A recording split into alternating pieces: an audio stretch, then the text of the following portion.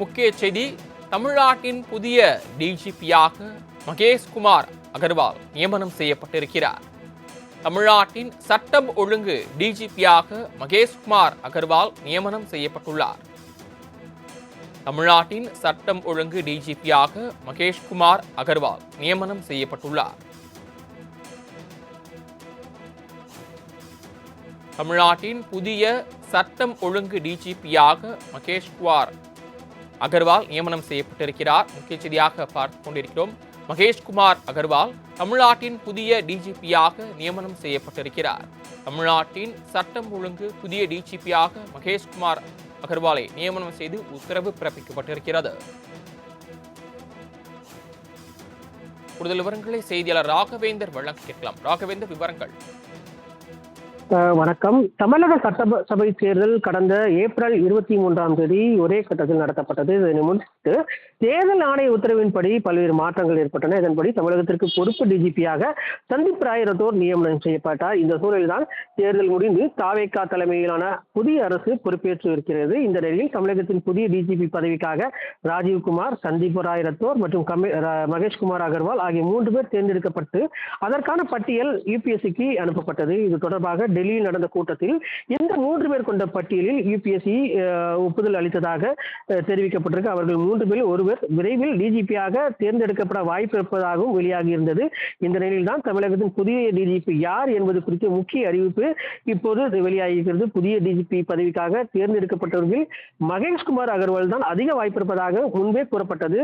முன்னதாக தமிழக காவல்துறை 3 ஐபிஎஸ் அதிகாரிகள் இடமாற்றம் செய்யப்பட்டனர். இது பற்றி தமிழ்நாடு அரசு பிறப்பித்த உத்தரவின்படி லஞ்ச ஒழிப்புத்துறை இயக்குநராக அருண் நியமனம் செய்யப்பட்டார்.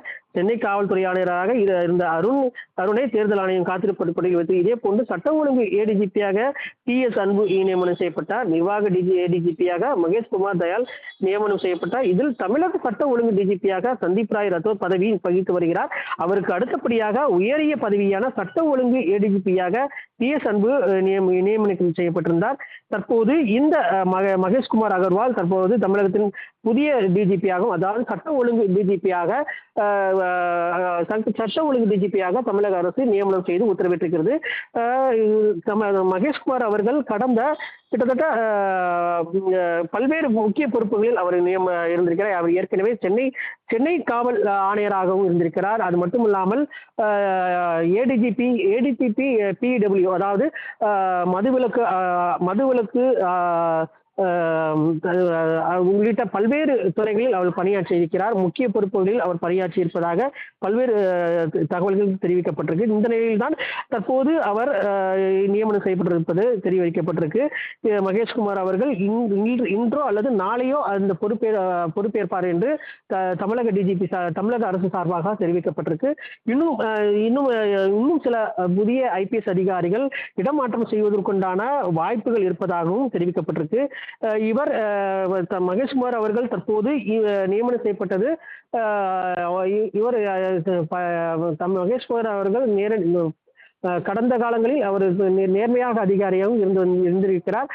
யாருக்கும் ஒரு சார்பாக எந்த இதுவும் இருக்க மாட்டார் என்று தெரிவிக்கப்பட்டிருந்த போதிலும் இப்ப தற்போது தமிழக அரசு சார்பாக மகேஷ்குமார் அகர்வால் டிஜிபியாக நியமனம் செய்யப்பட்டது பரபரப்பை ஏற்படுத்தியிருக்கிறது. ராகவேந்தர், அவருடைய காவல்துறை பணி குறித்தும் அவர் எந்தெந்த வழக்கில் சிறப்பாக செயல்பட்டிருக்கிறார் என்பது குறித்த விவரங்கள்.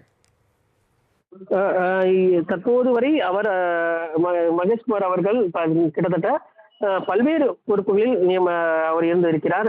அதன்படி தமிழகத்தின் ஏகே விஸ்வநாதன், அதாவது சென்னையில் ஏகே விஸ்வநாதன் அவர்கள் காவல் ஆணையராக இருந்த பின்பு மகேஷ்குமார் அகர்வால் வந்து சென்னை டிஜிபியாக சென்னை காவல் ஆணையராக நியமனம் செய்யப்பட்டார்.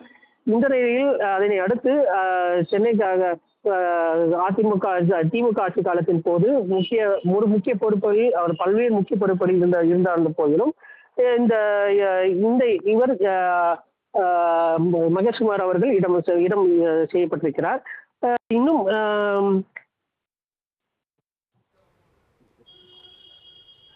ராகவேந்தர், தாங்கள் வழங்கிய தகவல்களுக்கு நன்றி.